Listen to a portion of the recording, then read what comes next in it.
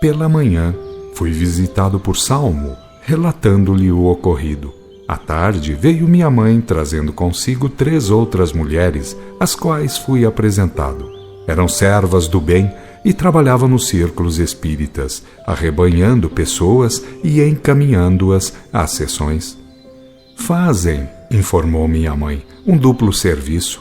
Concorrem para o esclarecimento de um e para a bem-aventurança de outros. Esse é verdadeiramente o serviço que cabe ao Consolador. Tenho muito prazer em conhecê-las, senhoras. Elas sorriram e uma adiantou-se. De muito que nos conhecemos, irmão Palmério, trabalhamos nos grupos de estudos onde missionários encarnados, de vocês conhecidos, preparam a obra que ficará como marco fundamental da doutrina organizada. Apenas como os trabalhos são complexos, de várias ordens de serviçais a mister. Enquanto uns agem no campo intelectual, outros procuram curar, outros arrebanham sofredores nos planos inferiores do astral e na própria crosta, agindo outros ainda em muitos outros departamentos de ação. Você irá ver e compreender o quanto a restauração do cristianismo importa em comoções de ordem geral. Tudo será abalado com o advento da Era do Consolador, podendo-se dizer que nada ficará no lugar, pois onde quer que esteja um homem, ali estará a ideia de renovação. Dou graças a Deus de ter pertencido aos quadros da nova ordem espiritual. De ter pertencido? E não vai continuar a obra, que lhe foi encomendada pelo Mestre, ou pensa que tenha sido aquilo apenas um sonho? E teria eu merecido uma visão do Senhor? Não importa saber como a lição do Senhor tenha vindo a si. O que importa é saber que ela veio do Mestre e pelos altos recursos do Mestre. Na Terra e nas esferas astrais, milhares de criaturas, diariamente, têm contatos assim com o Mestre e dele recebem instruções. Que julga você de seus poderes e do mecanismo de que dispõe para estar sempre a par de tudo, amparando e assistindo? Eu, pouco ou nada sei, mas tenho presente a contínua advertência de um irmão, instrutor de um grupo, que repete sempre aquela sentença da sabedoria antiga, ou como a chamam, quando o discípulo está pronto, o mestre aparece. É realmente assim. Conhecemos esse instrutor e cedo o terá como companheiro de serviços. Ele foi, na última encarnação, um estudioso das ciências orientalistas. É um profundo conhecedor de cultos e doutrinas que agora estuda o esquema da nova ordem espiritual, que compreende a restauração do cristianismo e seus avanços. Um fim de ciclo bate às portas da humanidade e tremendas convulsões vão assaltá-la, sendo por isso mesmo necessário esclarecê-la, a fim de que o desmoronamento seja apenas de ordem material. Isto é, que não se percam grandes valores adquiridos através de milênios, porque perdas, e muitas perdas, hão de se dar. A lavratura do Consolador não é com o fim de eliminar da terra o que ela atraiu, está atraindo e decididamente provocará. É apenas para amenizar o choque, pois há necessidade de choque para o rompimento do coscorão tradicional, dos conceitos e preconceitos que tanto aprendem a involução, que tão acirradamente a envolvem nas tramas do ronceirismo divisionista e comprometedor. A conversa desandou por múltiplos ângulos do conhecimento e à tarde tombou sobre a região, entregando-a aos embalos de suavíssimo êxtase. Quando o crepúsculo assomou as fronteiras da noite encantada, minha mãe convidou. Filho, vamos à crosta, temos muito o que fazer. Eu? Sim, é hora. Que maravilha, mamãe. Eu vou andar? Sim, vai entrar aleijado e sair curado. Deus o quer. Senti em mim, então, tremendas convulsões íntimas. Parece que o não lembrado sistema magnético veio à tona de minha constituição e reclamou toda uma soma de considerações. Correntes elétricas, assim se me afigurava, varriam-me dos pés à cabeça e vice-versa. Um pranto feliz inundou-me o rosto de lágrimas e fui sentindo, aos poucos, aquele êxtase que havia sentido durante a visão do mestre. Era um estado de gozo? Era um deslumbramento? Desci do leito, como rastejante, mas minha alma estava de pé.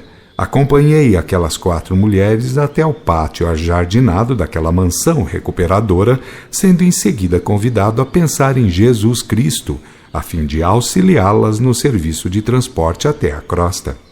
Foi pensar, querer e realizar. Numa fração de minuto estávamos na crosta fazendo companhia, num recinto familiar, a um elevado número de irmãos destas plagas e de 5 irmãos encarnados, inclusive Allan Kardec. Observei com atenção o ambiente em geral, principalmente o espiritual, notando que eram muitos os que ali estavam, como eu, necessitando de cura. Alguns irmãos eram verdadeiramente de notável elevação, ou porque suas vestes fossem brilhantes, ou porque tivessem suas cabeças envoltas em auras fulgurantes, ou porque seus traços fossem distintíssimos. Eles revelavam majestade e força moral. Tendo eu feito referência a eles, disse-me minha mãe: eles estão reduzidos em si mesmos, pela vontade, a fim de se tornarem suportáveis pelo meio em que se acham.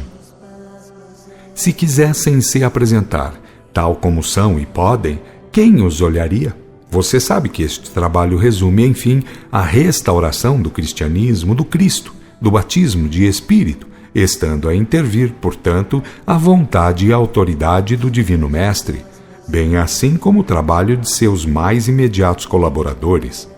Faz-se, de um modo geral, a restauração e a síntese das revelações. Do Cristo modelo partiram os grandes mestres da antiguidade e no seu batismo de Espírito se encerram todas as verdades fundamentais, uma vez que a moral é a mesma e a revelação também. Apenas o propósito é, agora, levar o conhecimento dessa verdade a todos os recantos do planeta, na crosta e nos seus domínios espirituais. Depois, com o amadurecimento das ideias e o evolver dos tempos, começarão os trabalhos de minúcia, os detalhes, a penetração nos matizes da verdade. Primeiro, porém, cumpre apresentar a plataforma básica. De quando em quando, chegavam agrupamentos de elementos espirituais. Alguns vinham como flechas de luzes multicores, outros davam entrada lentamente, conversando, tratando de assuntos vários. Chamou-me a atenção, em dado momento, alguém que se postou ao nosso lado, bem afastado da mesa, e que era um senhor, um espírito, deveras encanecido, de cabelos brancos como a neve, todo encurvado, rosto espichado para a frente, com toda a característica do puro sofista. Ele olhava, sorria com desdém, sacudia a branca e pontuda cabeça, resmungava não sei o quê. Suas mãos nervosas postas para trás tinham os dedos em movimentação contínua. Via-se que tinha em mente um plano qualquer. Em dado momento, parece que, ignorando a presença de outros e mais categorizados irmãos, foi para o redor da mesa, onde estavam os encarnados e alguns mentores, dando-se a girar para um lado e outro, sempre nervoso, cada vez mais nervoso, até que começou a perguntar em voz alta, pensando que o haviam de escutar. E então, como é isso? Respondeis ou não? Existe alguma verdade fora dos livros sagrados? E se são mesmo sagrados esses livros, quem poderia provar que o são? Como ainda não tivessem dado início à sessão, não lhe deu acesso uma senhora muito respeitável médium, em que se encostou, fazendo-a ressentir-se de sua aproximação. Ele, bem se via, era um inconsciente de seu estado. Como ninguém lhe respondesse, continuou. Errados? Quereis responder-me ou não? Se não merece resposta o homem, respeitai ao menos aquilo que chamais a verdade, a vossa verdade, porque eu acredito na natureza e em mim, eu que sou parte dela. Punha-se nervoso, berrava suas razões, gesticulava, e foi nessa hora que um dos mentores dele se aproximou, tocou-lhe no ombro e disse-lhe: de que lhe vale esse nervosismo todo? Não sabe que são encarnados, que o não podem ouvir? Olhou bem, sacudiu os braços e reclamou: outro com a mania de desencarnados. Aqui só disso se ouve falar. Os que aceitam as conversas são encarnados e são razoáveis. Os que não aceitam e nem aturam as patacoadas que apregou são desencarnados e tolos. Muito bem. E o senhor o que é? Eu sou um desencarnado, e você também. E não se trata de ser encarnado ou desencarnado quando se faz alusão ao que é verdade, isto é, ao que é verdade genérica ou fundamental. A verdade é uma só para todos, nem todos, porém, são os mesmos para com a verdade. Uns lhe estão mais próximos, outros mais distantes. O de que você carece, irmão, é de uma boa orientação. Precipitadamente advertiu ele. Boa orientação? Mas a vossa moda? Eu quero é outra coisa. O quê? Perguntou-lhe o mentor. Ele mediu muito bem e respondeu. Eu quero que vós vos convenceis de que tudo isso que pregam é imaginação. É a 5ª vez que aqui venho e ninguém me permite falar a todos e livremente. O que significa isso? Ao que é que chamais de verdade? Todos aqui falam na verdade e ninguém me quer ouvir. Tenho ou não direito de falar? Olhou e apontou para Allan Kardec e disse revoltado. O mandalhão, ali está quem fala e vale sempre. Por que não me responde se vive a dizer que todas as questões atinentes à verdade devem ser livremente discutíveis? O mentor observou. A sua vez chegará, eu prometo. Mas agora, vá lá para trás. Muitas criaturas mais estão aqui a quem não pode ver. Do contrário, é claro, havia de se portar de modo mais recomendável. Ele soltou uma gargalhada e resmungou. Pronto, volte para trás. Não sei o que lhe tenham feito, nem como, mas sei que o homenzinho, de repente, calou e foi para o seu cantinho, lá permanecendo até ser convidado. E isto depois de eu ter passado pela minha reforma geral, graças a Deus. Eu necessitava de cura para o meu corpo de espírito. Ele tinha carência de outras e mais profundas curas. A minha entrada foi anunciada antes, tendo eu recebido jatos luminosos de todos os presentes. Depois de falar, apresentando-me, Allan Kardec pediu preces em meu favor. Tudo então em mim se comoveu. Minha mente, ela só, ficou de pé, permaneceu intacta. O restante passou por uma reviravolta, sofreu um tremendo abalo, teve de se amolgar-se de novo. Depois de curado, disse-me um mentor. Conserve a mente em harmonia para que seu corpo também possa estar em ordem. O homem cuja mente se corrompe, consequentemente terá seu organismo exterior deformado. O espírito age sobre as gamas mais íntimas da estrutura magnética, passando daí para as mais grosseiras ou densas, e assim mesmo, por escala, vem atravessando os gases, os vapores, os líquidos, atingindo os sólidos. Não há pensamento que não atinja pouco ou muito, mais ou menos depressa, todo o corpo humano, na carne ou aqui. É de notar, também, a presteza com que certas glândulas reagem aos impulsos das ondas mentais, variando imediatamente a qualidade de suas secreções. Daí, portanto, poder-se a criatura, na carne, como aqui, curar-se ou envenenar-se pelo pensamento. Sorriu amigavelmente e finalizou.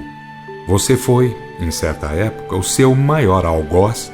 Pensou tão revoltadamente e tão continuadamente que volveu como espírito, cujo corpo é mais sensível às ordens mentais, a uma forma inferior, dando aso a que seu corpo tenha sofrido tamanha deformação na última encarnação. Ainda bem que conservou a forma humana, pois muitos chegam a nascer com pronunciadas formas animais inferiores, vindo a morrer em seguida ao nascimento ou pouco tempo depois.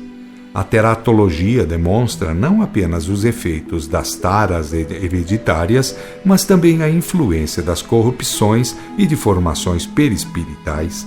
E se não fosse o controle de irmãos prepostos, zelando o quanto possível pelas reencarnações, monstruosidades tais teriam acesso ao plano carnal, como ninguém por lá seria capaz de conceber.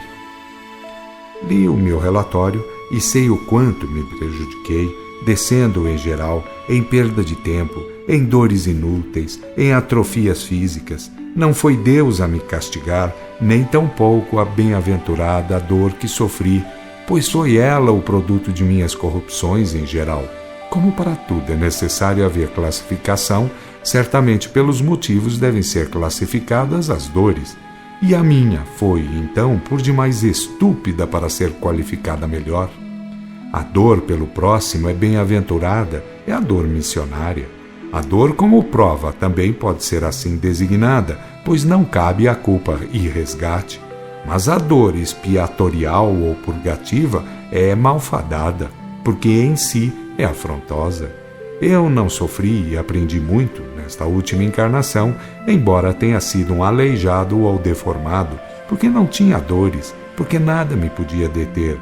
E tenho certeza que há de aparecer um dia quem faça o mundo compreender a necessidade de especificação a respeito da dor.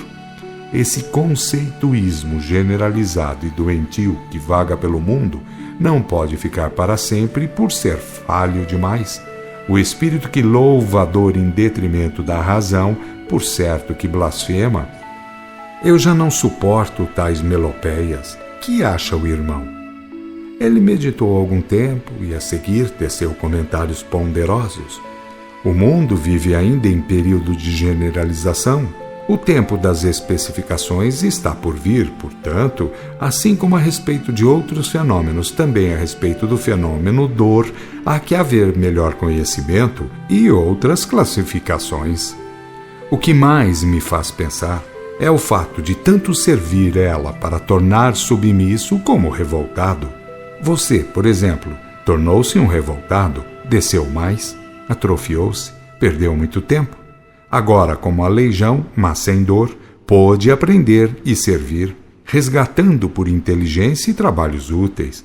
É de se pensar bem na questão. Fez silêncio, fitou-me bem e considerou. O espírito vem subindo das gamas inferiores, vem atravessando os reinos e as espécies.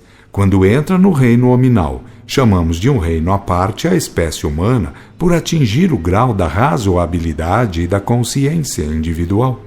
Ao atingir o reino hominal, portanto, passa a ter em mãos, diremos ao seu alcance, o poder de fazer-se feliz ou infeliz, segundo as obras, assim como queira dispor de seus poderes de raciocínio, de vontade e de ação. De Deus tem os poderes e de si o direito de aplicá-los. Tudo é, ou passa a ser, daí em avante, uma questão de elaboração de poderes e liberdades. Isso mesmo. Como, então, chamar bem-aventurada a dor de um modo geral, sem distinção, sem observar e respeitar a ordem motivadora? Como julgar, em identidade de condições, a dor de um Cristo e a dor de um grande culpado? Chegou-se para junto de nós um senhor, pedindo para intervir e opinando. Ainda bem que se procura discutir questão de tamanha significação. Já ouvi comentários a respeito e confesso que se levanta entre os diferentes conceitos uma questão de mérito e de ordem. Eu, acima de tudo, fico do lado deste irmão, pois prefiro honrar a inteligência sem o que nada de valoroso e sublime se consegue, do que honrar a dor, pelo menos a dor expiativa, aquela que é em si mesma testemunha da falta, podendo vir a ser a mãe da pior revolta. No lapso feito a seguir, apontou este senhor para mim e para o ex-sofista, articulando a questão pelo prisma seguinte. Eu não tive uma vida carnal infeliz e não vim para este lado em condições agravantes. Minha vida na carne foi a de um simples operário, embebida nos altos e baixos comuns. Gente nascia e vivia, outros morriam, outros passavam por transes mais ou menos felizes.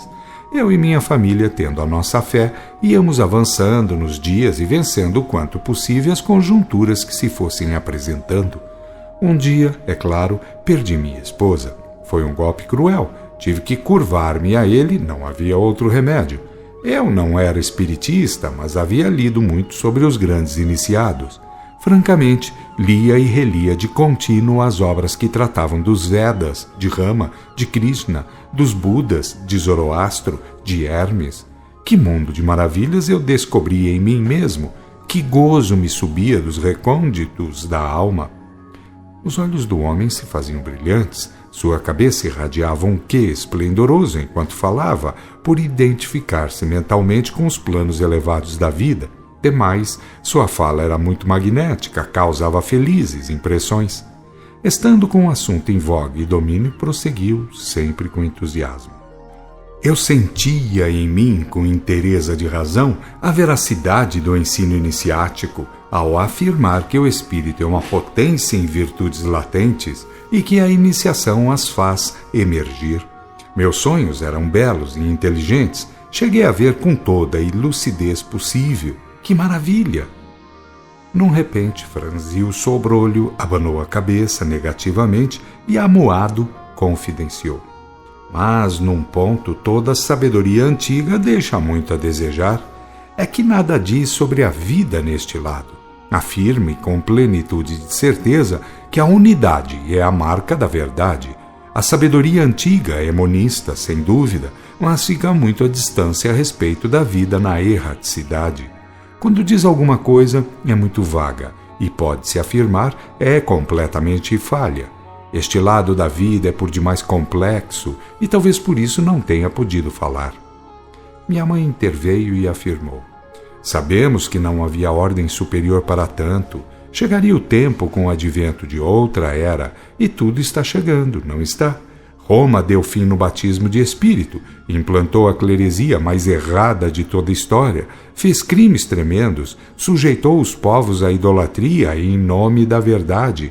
Mas eis aí que a Cristo ninguém pode oprimir e tudo vem à tona. Os protestos se levantam em tempo, a revelação força o mundo dos desencarnados e sacode violentamente nossos rincões. Quem irá deter a marcha do Consolador, que se está de novo infiltrando pela humanidade? Quem dominará o Cristo? A quem foi conferida outorga a fim de impedir a marcha dos ciclos evolutivos? Não tenhamos dúvida, pois o Cristo está na dianteira dos acontecimentos que se estão vendo e observando.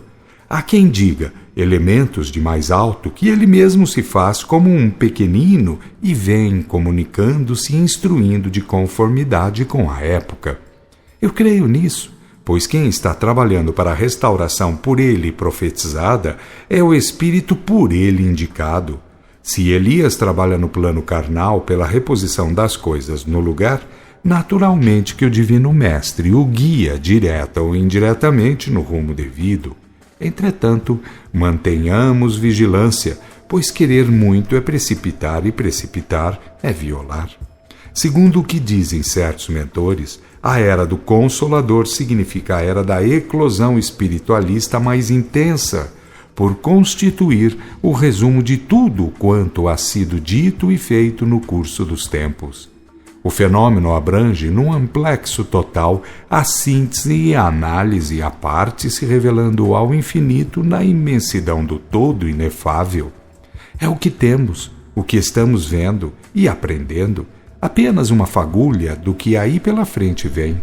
O passado é rico em sínteses, em linhas gerais. O presente forja, para um futuro próximo, bem próximo, a exposição analítica mais intensa possível. O mundo dos detalhes vai projetar-se sobre a mentalidade dos homens. Os matizes da verdade hão de se tornar o prato comum de todas as criaturas de boa vontade. Tudo quanto foi e ainda paira no campo dos mistérios vai ser exposto, deve tornar-se do conhecimento geral. O Consolador dirá, dos cimos dos telhados em altas vozes, tudo quanto foi oculto até ao presente, passando à frente, avançando, dilatando, aumentando os conhecimentos. Mas, como já disse, tenhamos um pouco de paciência. Os elementos já estão coordenados e dispostos. Saibamos aguardar. Ela calou-se e aquele senhor emendou, continuando sua peroração. Eu desejava saber, pelo menos era meu intento, da parte destes dois irmãos que aqui vieram rastejantes, de um modo ou de outro, o que julgam sobre a dor e seus conceitos, que falem os sofridos, eles são a autoridade. Silenciou, olhou para mim e indagou, que me diz? Fiquei comovido por estar na presença de seres muito superiores, mas senti a importância de ser independente pela soberana vontade de Deus, isto é, que sendo independente para sofrer, também podia e devia sê-lo para ter ideias próprias, e respondi interpretando minha alma. Para mim, Confesso, a dor, seja ela de que ordem for, é insuportável. Não tenho com que sofrê-la pacientemente, e muito me revolta que lhe deem o caráter de regeneradora. O próprio Cristo pediu a transferência do cálice amargo, tendo dito de Judas que seria o entregador, que melhor fora não tivesse nascido. E a sua dor foi missionária, tinha a sanção do imenso poder moral que a encerrava. Que dizer então da dor que se origina do erro, das faltas cometidas, daquela dor que se apresenta com características de infernal eternidade? Depois de tudo, pelo que tenho observado, a dor dura o tempo de renovação intelectual harmonizadora. Sem adoção intelectual moralizante, nenhuma dor cessa. Logo, quem faz da dor o agente de emancipação trai a finalidade do esquema celeste. As virtudes latentes não possuem características de dor, e sim de glória. Para despertá-las se faz necessário crescer em inteligência e pureza, e não em tormentas e blasfêmias. O ex-sofista, intervindo, exclamou: Querem saber de uma coisa? A dor é bem-aventurada enquanto está no próximo, ou depois de ter passado. O resto depende do grau de sinceridade de quem discute sobre ela, para ser o que bem entenda de conceituá-la, principalmente se for alguém que costuma usar das tribunas ou das colunas literárias a fim de comentá-la, porque a verdade é que, mesmo aquele que melhor a cante em melopéias inócuas, esse mesmo, e talvez mais do que outros, não mede meios e modos de se livrar dela, quando praticamente tenha de encará-la. A dor e o amor têm sido motivos para discussões sem fim nem conta, por serem os dois polos que comprimem e impelem o mundo sem fim das emoções, o campo vasto da sensibilidade individual. Idealisticamente, tanto uma como o outro se equiparam, mas a verdade é que são fatores antagônicos. O fim do amor é eliminar a dor, assim como a finalidade da luz é liquidar com o império da treva. E se a dor não cessa enquanto o amor não aparece, então é porque todos quantos teceram melopéias à dor o fizeram doentiamente. O que fizeram, ou foi por uma covardia qualquer, ou foi por erro próprio de cálculo, ou foi por indução, por dar crédito a conceitos antigos e doentios. Eu fico com Jesus Cristo, que procurou fugir à dor e, quando muito, concitou a tolerá-la, quando impossível de ser liquidada. Basta dizer que ela é o produto da inversão da ordem para se saber que é repelente. Curvo-me, isso sim, ao ter que defrontar a dor missionária. Esta é imensamente bela, porque encerra o lume do amor pelo próximo. É a dor missionária, um impulso do céu por entre as trevas do mundo. O espírito que se propõe a sofrer pelo próximo, ou é um Cristo, ou dele se aproxima celeremente. Uma estrela desceu do céu, digo assim, para se comunicar por uma senhorita e dizer certas coisas a Allan Kardec. Diante daquela excelsitude, todos nos fizemos silêncio e veneração. Quando o ser brilhante terminou e, fazendo gracioso sinal de despedida, deixou a jovem, era hora de encerramento dos trabalhos. Kardec fez uma prece, deu por encerrada a sessão e houve debandada geral. Chegou a hora das separações, pois o ex-sofista foi em companhia de outros, o mesmo tendo acontecido com aquele senhor que pedira para entrar na discussão. Eu, minha mãe e aquelas outras mulheres rumamos para a zona de onde tínhamos vindo. Meu estado emocional era deslumbrante. Minha alma pairava nas alturas celestiais. Minha inteligência recitava uma prece contínua. Sentindo, por ingressar em plano vibratório superior, aumentar aquele estado de êxtase, fui obrigado a dizer: Não sei como agradecer a Deus e a quanto me fizeram bem. O que sinto de paz e ventura em mim faz a soma de tudo quanto devo a Deus e às almas carinhosas que em tempo me vieram amar e servir. Como pagarei? Uma daquelas mulheres, avançando e trazendo no semblante a marca de sua elevação espiritual, sentenciou: Querido irmão, pague com a mesma moeda, amando e servindo. É exato, senhora. Amor com amor se paga. Jesus Cristo pediu consciência. recomendou o amor e prometeu o batismo de espírito. Entretanto, se para haver contato é preciso a ingerência da consciência, e se para haver revelação se faz necessária a contribuição das faculdades mediúnicas, o certo é que, para honrar a qualquer ação e consagrar a qualquer feito, faz-se mister a sanção do amor. Ela emendou, envolvendo-me com a sua aura agora luminosa. Irmão e amigo, a inteligência esclarecida ilumina o seu caráter em geral. É a premissa de uma nova era para si. Oxalá não volte atrás. O poder da luz é dialético, é duplo, assim como a foguenta treva com a sua chegada, assim mesmo a atrai com a sua partida. Veja bem, não torne atrás. Eu voltarei um dia quando estiver pronto. Adeus. Ela se fez luz, ou luzes argentinas, rasgando o lindo céu azulado que nos servia de firmamento. Meus olhos derramavam quentíssimas lágrimas. Minha mente parece que invadiu as profundezas de mim mesmo, indo confinar com Deus, bem lá nos confins de minha consciência. Eu queria falar e não podia, queria gesticular e não sabia como. Apenas pude, levantei os olhos, olhei para o espaço e vi que estava normal. Estrelas tremeluzentes ornavam o fundo azul da imensidão cósmica. Vê, filho, como agentes do Senhor aparecem em forma de simples trabalhadores. Isso é para nos ensinar humildade ou para nos fazer entender o quanto pode o amor posto a serviço do bem alheio. Suas últimas palavras foram seguidas de uma voz que era a mesma daquela mulher a quem não pudemos ver. Ela disse: sobre doutrinas e conceitos, irmãos queridos, muito haverá ainda por aparecer e por se fazer. Entretanto, crede, o amor pode muito mais do que os ramerrões estipulados pelas páginas da história e escalonados ao longo das conceituações sectárias. O homem pode dar crédito a quantos conceitos quiser e pode até dogmatizar sobre eles, pretendendo, para si, que sejam imutáveis, por dá-los como verdades fundamentais. Porém, só o amor eleva de fato as criaturas. A própria ciência pode trair. O amor, vivido por amor, nunca trai. É impossível descrever o que se passou comigo, por mais este acréscimo que o céu debruçara sobre mim. Em minha mente vagavam, sem esforço, ideias que vinham da unidade sagrada, da origem, de Deus. Por isso, naquele momento, eu era como o todo e a parte, o de dentro e o de fora. Eis o melhor que posso dizer para expor uma tão feliz vivência da glória então vivida. Quando tudo findara, minha mãe convidou-me. Vamos para casa, meu filho, não tornará ao centro de recuperação. As outras mulheres se despediram e nos fomos.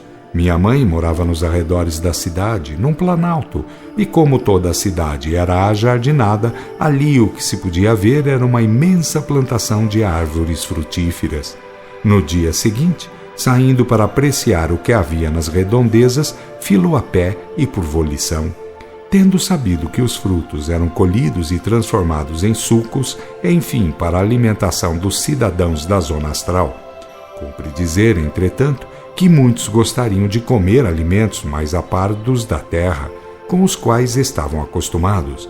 Embora nenhuma carne entrasse no menu local, comidas mais grosseiras eram facultadas até que se fossem acostumando. Os mais avançados em psiquismo alimentavam-se de frutos, de sucos e de absorções fluídicas. Poucos conseguiam isto, e por muito tempo, mas havia os que conseguiam bastante.